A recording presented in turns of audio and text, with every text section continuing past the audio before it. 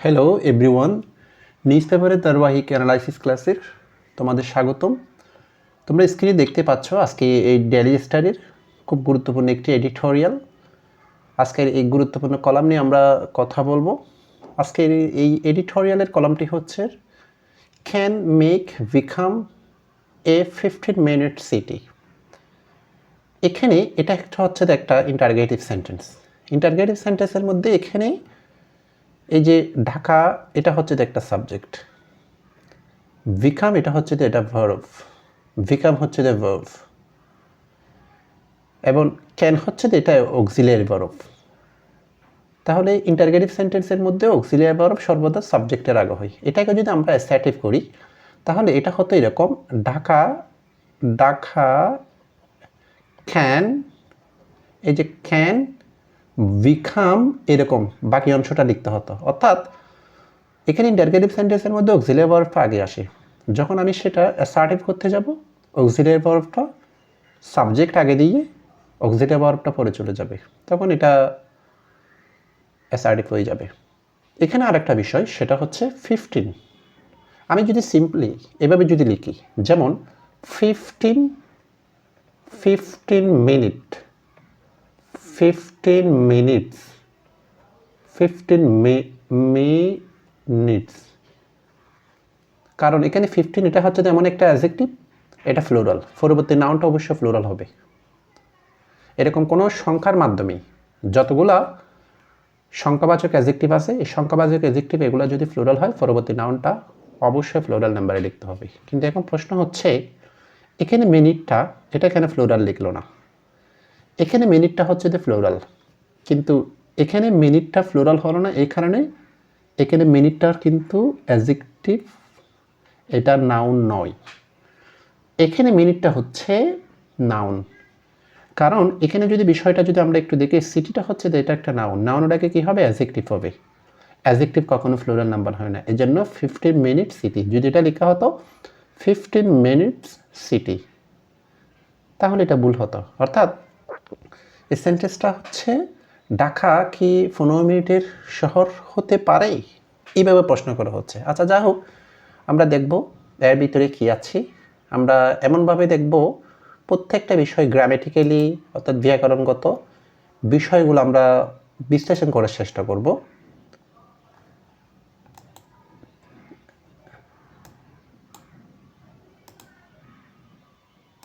ওকে, এখানে বলা হচ্ছে the idea of 15-minute city has been present perfect tense, present perfect টেন্সের মধ্যেই আছে। আমরা জানি has been R have been সচরাচর কোথায় হয়, প্রেজেন্ট পারফেক্ট কন্টিনিউয়াস টেন্সে হয়। যদি যেমন হ্যাজ বিন আছে, হ্যাজ বিন এরপরে যদি ভার্ব প্লাস আইএনজি থাকে, ভার্ব প্লাস আইএনজি যদি থাকে, তখন আমরা বুঝবো এটা হচ্ছে প্রেজেন্ট পারফেক্ট কন্টিনিউয়াস টেন্স। এখানে হ্যাজ বিনের পরে কোনো ভার্ব নাই, এখানে বিনটা হচ্ছে দ্য মেইন ভার্ব। অর্থাৎ সচরাচর প্রেজেন্ট পারফেক্ট বা ফার্স্ট পারফেক্ট টেন্সকে পারফেক্ট টেন্সে রূপান্তর করার জন্য হ্যাভ হ্যাজের পরে যদি পিপি ফর্ম না থাকে, মেইন ভার্ব হিসাবে বি এর পিপি ফর্ম আনতে হবে, has been. On the table of policy makers, on the table of policy makers, then architects, urban planners, economists and climate professionals worldwide for several years. এই যে আমরা has been, এটা হচ্ছে finite verb, main auxiliary verb আর main verb. তাহলে এটা হচ্ছে যে সাবজেক্ট। এই যে সিটি পর্যন্ত একটা বাক্য যখন সাবজেক্ট আইডেন্টিফাই করতে যাব, ফার্স্ট যেটা কাজটা করতে হবে সেটা হচ্ছে এখানে মেইন ভার্বটা খুঁজে বের করবো, অর্থাৎ প্রিন্সিপাল ভার্বটা। প্রিন্সিপাল ভার্ব বা ফাইনাইট ভার্বটা যদি খুঁজে বের করতে পারে তাহলে এর আগে অবশ্যই সাবজেক্ট যখন একাধিক ওয়ার্ড হবে তখন এটাকে আমরা ধরে নিব এটা একটা নাউন ফ্রেজ, এটাকে আমরা নিশ্চিত বলতে পারি এটা হচ্ছে একটা নাউন ফ্রেজ। এখানে এটা হচ্ছে নাউন ফ্রেজ।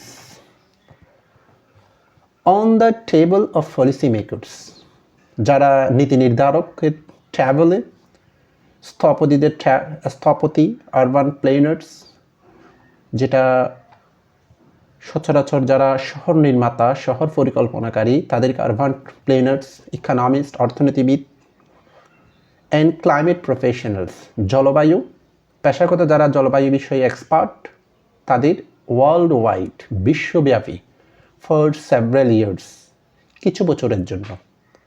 অর্থাৎ এই যে 15 মিনিটের শহরের যে ধারণাটি, এটা হচ্ছে এখানে যাদেরকে বোঝানো হচ্ছে তাদের এই বিষয়টা নিয়ে সবাইকে এক টেবিলের মধ্যে নিয়ে এসেছে। অর্থাৎ এই বিষয়টা হচ্ছে যে একটা আলোচনার বিষয় হয়ে উঠেছে সারা বিশ্বের মধ্যে। এখানে আমরা যে সেন্টেন্সটা দেখেছি এতটুকু পর্যন্ত, এই সেন্টেন্সটা এটা হচ্ছে যে একটা সিম্পল সেন্টেন্স। এটা একটা সিম্পল সেন্টেন্স। কেন এটা সিম্পল সেন্টেন্স?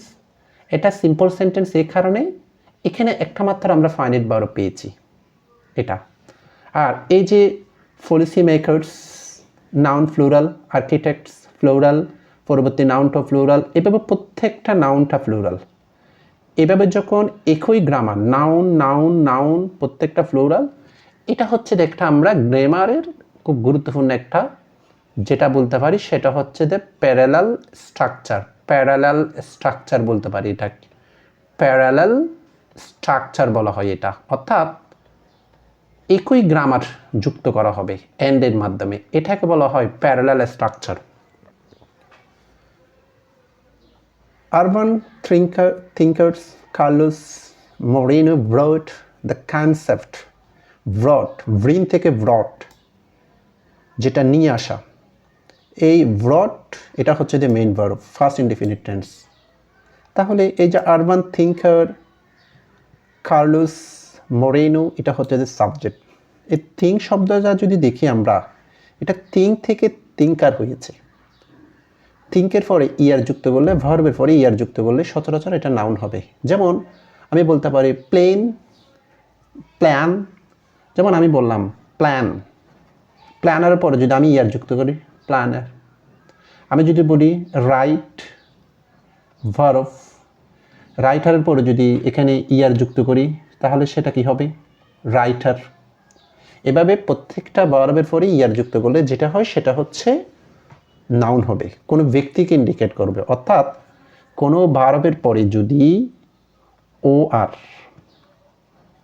আর এরপর হচ্ছে ইআর, এরপর হচ্ছে ডবল ই, এগুলো যদি যুক্ত হয় সেটাকে আমরা ব্যক্তি হিসেবে ধরে নিব।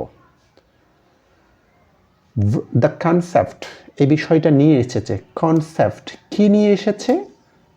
এই ব্রটের পরে কি দ্বারা প্রশ্ন করলে এটা পাচ্ছি।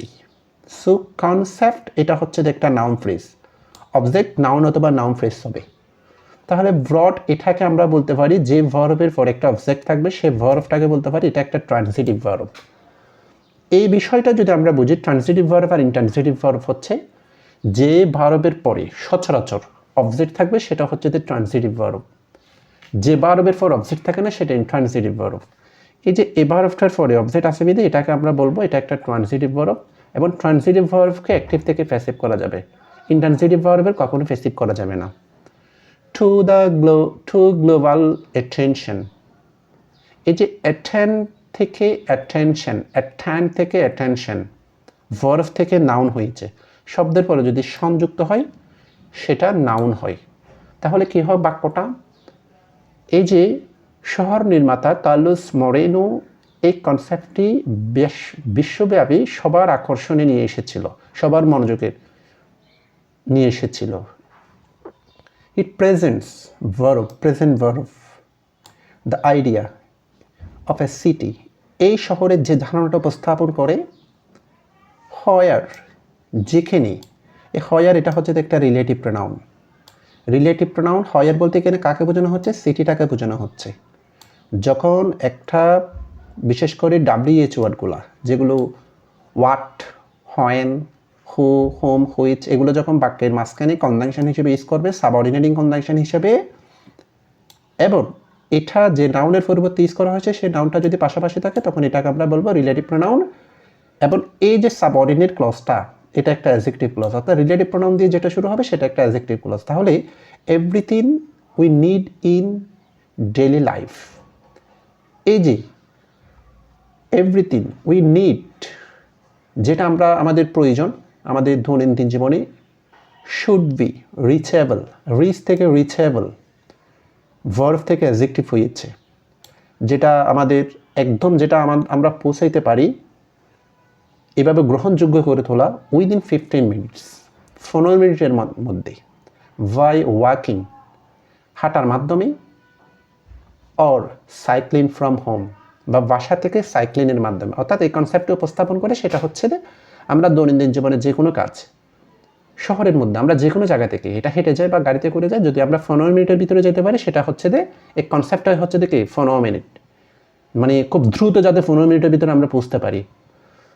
এখানে একটা খুব গুরুত্বপূর্ণ একটা কনসেপ্ট আমরা ক্লিয়ার করতে পারি। এই যে বাইয়ের পরে যে ওয়াকিং শব্দটা আছে, এই ওয়াকিং শব্দটা ভার্ব প্লাস আইএনজিতে করা হয়েছে।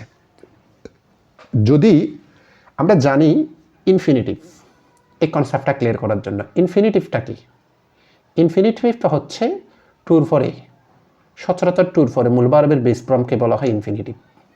আর যতগুলো প্রেপোজিশন আছে বিশেষ করে এই যে বাই, যেমন আমি বলতে পারি বাই, এরপরে হচ্ছে দ্য অফ, এরকম ফর, উইদাউট, যতগুলো প্রেপোজিশন আছে প্রত্যেকটা প্রেপোজিশনের পরে ভার্ব প্লাস আইএনজি হবে। আর সাইক্লিং ফ্রম হোম, আচ্ছা, this idea may sound familiar. এখানে সাউন্ড হচ্ছে দ্য মেইন ভার্ব, মে হচ্ছে the modal verb. So this idea এটা হচ্ছে এখানে সাবজেক্ট, সাউন্ড এখানে ভার্ব অর্থে ইউজ করা হচ্ছে। ফ্যামিলিয়ার, এই যে ফ্যামিলিয়ার এটা হচ্ছে দ্য অ্যাডজেক্টিভ, অ্যাডজেক্টিভের আগে যে ভার্বটা হয় এই ভার্বটা হচ্ছে যে এই সাউন্ড ভার্বটা হচ্ছে যে এটা একটা লিঙ্কিং ভার্ব, লিঙ্কিং ভার্বের পরে সর্বদা অ্যাডজেক্টিভ হবে। এটা যদি ফ্যামিলিয়ারলি, ফ্যামিলিয়ার অ্যাডজেক্টিভের পরে যদি আমি এলওয়া যুক্ত করি ফ্যামিলিয়ারলি হবে, ফ্যামিলিয়ারলি অ্যাডভার্ব হয়ে যাবে। লিঙ্কিং ভার্বের পরে কখন অ্যাডভার্ব হবে না, এটা ভুল হবে তখন, এই জন্য এটা অ্যাডজেক্টিভে রাখতে হবে। তাহলে এখান থেকে আমরা কি শিখেছি, যদি কোনো একটি লিঙ্কিং ভার্ব আসে লিঙ্কিং ভার্বের পরে অ্যাডজেক্টিভ হবে। In Bangladesh, in the Bangladesh, এই যে ইন দ্য বাংলাদেশ এটা একটা অ্যাডভার্বিয়াল ফ্রেজ, যে ফ্রেজ দ্বারা স্থান বোঝাবে সময় বোঝাবে সেটা অ্যাডভার্বিয়াল ফ্রেজ। অর্থাৎ এই আইডিয়াটা বাংলাদেশের মধ্যে পরিচিত হয়েছে, হতে পারে কনটেক্সট, প্রেক্ষাপটে, একটা গ্ল্যান্স, এক নজরে, এটা একটা ফ্রেজ, এক নজরে আমরা পরিচিত করতে পারি এই কনসেপ্টটা। ইয়েট, ইয়েট মানে তবু, এখানে ইয়েট হচ্ছে যে কনজাংশন অর্থে ইউজ করা হয়েছে। কেন? কারণ ইয়েটটা হচ্ছে যে সচরাচর বাক্যের একদম শুরুতে হলে সেটা অ্যাডভার্ব হয়, কিন্তু এখানে কেন কনজাংশন, কারণ এর পরবর্তীতে একটা ক্লজ আছে, এই যে এ ডিফার লুক শোজ, এটা একটা ক্লজ। সো ইয়েট এখানে কনজাংশন এবং এটা কোঅর্ডিনেটিং কনজাংশন, যেটা কোঅর্ডিনেটিং কনজাংশন মেইন ক্লজকে যুক্ত করে। এ ডিপ লুক শোজ এটা হচ্ছে যে একটা মেইন ক্লজ, এখানে লুক হচ্ছে যে মেইন ভার্ব না, এখানে শো হচ্ছে যে মেইন ভার্ব, লুক এখানে নাউন অর্থে ইউজ করা হচ্ছে, কারণ এই যে এ থেকে লুক পর্যন্ত এটা হচ্ছে যে একটা নাউন ফ্রেজ, ফ্রেজের মধ্যে যদি কোনো ওয়ার্ড হয় সেটা নাউন অর্থে ইউজ করা হবে সাবজেক্টের মধ্যে। তাহলে এটার একটা চেহারা দেখাইতে পারে, শো দ্যাট, আবার একটা কনজাংশন সাবঅর্ডিনেটিং কনজাংশন। এখন যেটা হচ্ছে সেটা হচ্ছে একটা সাবঅর্ডিনেট ক্লজ হবে, সাবঅর্ডিনেটিং কনজাংশনের পরে যেটা হবে সেটা সাবঅর্ডিনেট ক্লজ। ইটস আন্ডারলাইন, এটা আন্ডারলাইন মানে অন্তর্নিহিত, অভ্যন্তরীণ বিষয়, যেটা নিহিত থাকা। প্রিন্সিপালস, বিদ্যমান যে নিয়ম নীতিগুলো, অ্যান্ড স্ট্রাকচারাল রিকোয়ারমেন্টস, কাঠামোগত যে প্রয়োজনগুলো, রিকোয়ার থেকে রিকোয়ারমেন্টস হয়েছে, ভার্ব থেকে নাউন হয়েছে, রিকোয়ার এর নাউন হচ্ছে রিকোয়ারমেন্টস। রিমেইন যেটা থাকবে, ফার, রিমেইন আবার এটা একটা লিঙ্কিং ভার্ব, ফার এটা একটা অ্যাডজেক্টিভ ইস হবে এখানে, বিদ্যমান থাকবে। ফ্রম উইন, এই যে ফ্রমের পরে আইএনজি হয়েছে বলেছিলাম। উইন ম্যাট, এখানে কিন্তু মেইন এটা একটা ভার্ব, মেইন ভার্ব না, তবে বিনের পরে উইন উইন এগুলোর পরে সর্বদা মূল ভার্বের ফার্স্ট পার্টিসিপল হবে, এটা একটা নন ফাইনাইট ভার্ব। তাহলে এই ক্লজটার মধ্যে মেইন ভার্ব কোনটা, এই ক্লজটার মধ্যে মেইন ভার্ব হচ্ছে যে রিমেইন। এখানে আমরা কয়টা ক্লজ পাচ্ছি একটু হিসাব করবো। রিমেইন ইন ঢাকা, অর্থাৎ এখানে যদিও এই বিষয়টা বাংলাদেশের প্রেক্ষাপটে এক নজরে আমরা এটা পরিচিত হতে পারে, তবু এটার যে গভীর একটা বিষয় আমাদের দেখায় সেটা হচ্ছে যে অন্তর্নিহিত নিয়ম এবং কাঠামোগত সেগুলো আমাদের প্রেক্ষাপটে ঢাকার মধ্যে কিন্তু এখনও দুরূহ বিষয়। অর্থাৎ এই যে 15 মিনিট সিটির কনসেপ্ট আনার জন্য যে রিকোয়ারমেন্টগুলো প্রয়োজন সেগুলোর একদম ধারে কাছেও নেই ঢাকা, সেটা বোঝানো হচ্ছে। এখন যদি এই সেন্টেন্সটা যদি আমরা যদি দেখি, এখান থেকে শুরু করি এই যে ইন ঢাকা পর্যন্ত, এটা হচ্ছে একটা কম্পাউন্ড সেন্টেন্স। দিস আইডিয়া থেকে এটা হচ্ছে একটা মেইন ক্লজ, আবার ইয়ের থেকে ডিফার থেকে শুরু করে এতটুকু বিবেচনা করলে সেটা একটা কমপ্লেক্স সেন্টেন্স। তাহলে আগেরটা একটা মেইন ক্লজ, একটা কমপ্লেক্স সেন্টেন্সকে যুক্ত করলে যেটা হবে সেটা হচ্ছে একটা কম্পাউন্ড সেন্টেন্স। এটা এভাবে হয়। এর পরবর্তীতে দেখা যাচ্ছে, তোমরা একটু 30 সেকেন্ড, আমি এটা একটু স্ক্রলিং করতেছি। স্ক্রলিং করলে যে দেখা যায় এখানে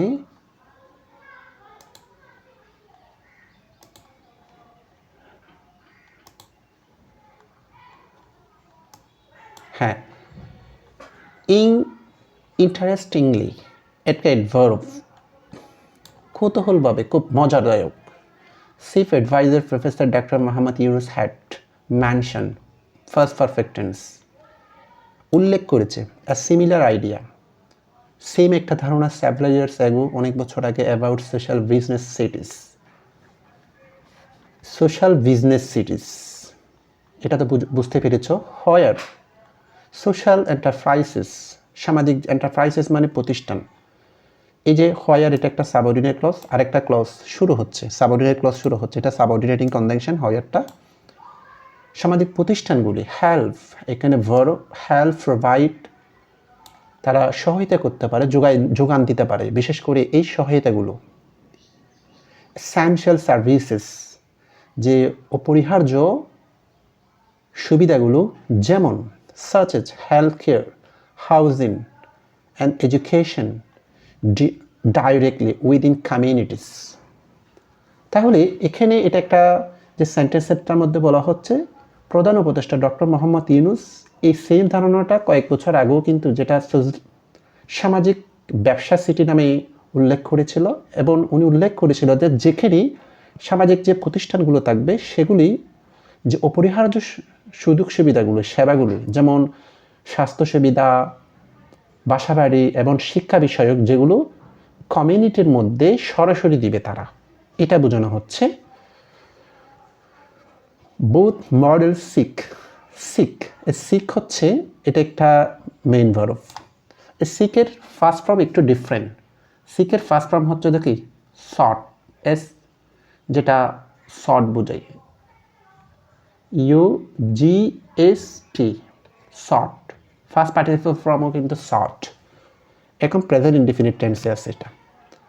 এটা খুঁজে অনুসন্ধান করে, যেমন সিকে সিনোনিম কি হতে পারে, এটা ইনভেস্টিগেট হতে পারে, সার্চ হতে পারে, অনুসন্ধান করা। অ্যাজ সিটি, এটা এমন একটি সিটির অনুসন্ধান করে, হয় সিটিজেন ক্যান ক্যারি আউট, এটা একটা ভার্বাল ফ্রেজ। কোনো ভার্বের পরে যদি প্রেপোজিশন থাকে সেটাকে বলা হয় ভার্বাল ফ্রেজ বা ফ্রেজাল ভার্ব। নাগরিকগণ পালন করবে দেয়ার ডেইলি অ্যাক্টিভিটিস, তাদের দৈনিক দিন কার্যক্রমগুলি। এই যে দেয়ার, দে, দেম, দেয়ার, এটা হচ্ছে যে প্রোনাউনের একটা পসেসিভ ফর্ম। নাউনের আগে সবসময় প্রোনাউনের পসেসিভ ফর্ম বসে, কারণ পসেসিভ ফর্ম অ্যাডজেক্টিভের কাজ করে, নাউনের আগে অ্যাডজেক্টিভ প্রয়োজন বিধায় এই জন্য এটা ইউজ করা হয়েছে। যেমন আমি যদি বলি আমি এখন তো ক্লাস নিচ্ছি, এটা আই ক্লাস হবে না, আমাকে বলতে হবে মাই ক্লাস বলতে হবে, কারণ ক্লাসটা যদি নাউন হয়, নাউনের আগে কি হবে, অবশ্যই আমরা জানি অ্যাডজেক্টিভ, এই জিনিসটা মাথায় রাখবা, অ্যাডজেক্টিভ প্লাস নাউন হয়। তাহলে অ্যাডজেক্টিভ প্লাস যদি নাউন হয়, এখন আমি যদি বলি ক্লাস, এই যে ক্লাস লিখলাম, ক্লাস আর আগে কী হবে, অ্যাডজেক্টিভ হবে। এখন আই এর অ্যাডজেক্টিভ ফর্ম কি, আই প্রোনাউনের আই এর অ্যাডজেক্টিভ ফর্ম হচ্ছে দ্য মাই, তাই মাই ক্লাস, আই ক্লাস দিলে এটা গ্রামেটিক্যাল ভুল হবে, অর্থাৎ নাউনের আগে প্রোনাউনের সর্বদা অ্যাডজেক্টিভ ফর্ম অর্থাৎ পসেসিভ ফর্ম বসাইতে হবে। তাদের কাজকর্মগুলি উইদাউট বিন, এই যে প্রেপোজিশনের পর আবার আইএনজি এসেছে, ট্র্যাপড ইন, বিনের পরে সর্বদা মূল ভার্বের ফার্স্ট পার্টিসিপল ফর্ম ট্র্যাপ, যেখানে আটক থেকে, যেখানে আবদ্ধ থেকে, ইন এক্সস্টিং ট্রাফিক, ট্রাফিকের মধ্যে, অর্থাৎ ট্রাফিক মানে এখানে যানবাহনকে বোঝানো হচ্ছে, জ্যামের মধ্যে, গাড়ির মধ্যে আটকে থেকে তারা কাজ করতে পারে ফর লং আওয়ার্স, ঘন্টার পর ঘন্টা। অর্থাৎ এখানে যে সেন্টেন্সটার মধ্যে বোঝানো হচ্ছে, এই সেন্টেন্সটা যে এই মডেলগুলাতেই সিটির, এমন একটা সিটি চাই যে সিটির মধ্যে নাগরিকরা তাদের কাজকর্মগুলি করতে পারে জ্যামের মধ্যে বসে থেকে, গাড়ির মধ্যে অবস্থান করেও। এরকম সুযোগ সুবিধা যদি বিদ্যমান থাকে তখন সেটাকে বলতে হবে 15 মিনিটস সিটি কনসেপ্ট। এটা এভাবে আমি এখানে যেটা দেখিয়েছি, আমরা যদি এভাবে পড়তে পারি, আমাদের গ্রামারের ব্যাকরণগত যতগুলো কম্পোনেন্টস আছে, একদম একটা সেন্টেন্স কীভাবে শুরু করা হয়, শেষ করা হয়, কীভাবে কোথায় ভার্ব থাকে, কখন কোন টেন্সে লিখবো, অনেক কিছু ব্যাকরণগত বিষয় চলে আসে। এবং সবচেয়ে বড় হচ্ছে যে প্রত্যেকটা ওয়ার্ডকে এটা সাফিক্স অ্যান্ড প্রিফিক্সগত আমরা যদি অ্যানালাইসিস করি, আমাদের ভোকাবুলারি অনেক বেশি ইমপ্রুভ হবে। এভাবে যদি আমরা পড়তে পারি, নিউজ পেপার অ্যানালাইসিসটা যদি করতে পারি, তাহলে আমাদের ইংলিশ ফ্রিকোয়েন্সি, প্রফিসিয়েন্সি খুব দ্রুত ইমপ্রুভ হবে। আজকে আমি এতটুকুর মধ্যে বিদায় নিচ্ছি প্রিয় শিক্ষার্থী। আমরা পরবর্তীতে ইনশাল্লাহ আরেকটা ডিএল স্টারের গুরুত্বপূর্ণ কলমে তোমাদের সাথে আবার দেখা হচ্ছে। ধন্যবাদ, সবাই ভালো থেকো।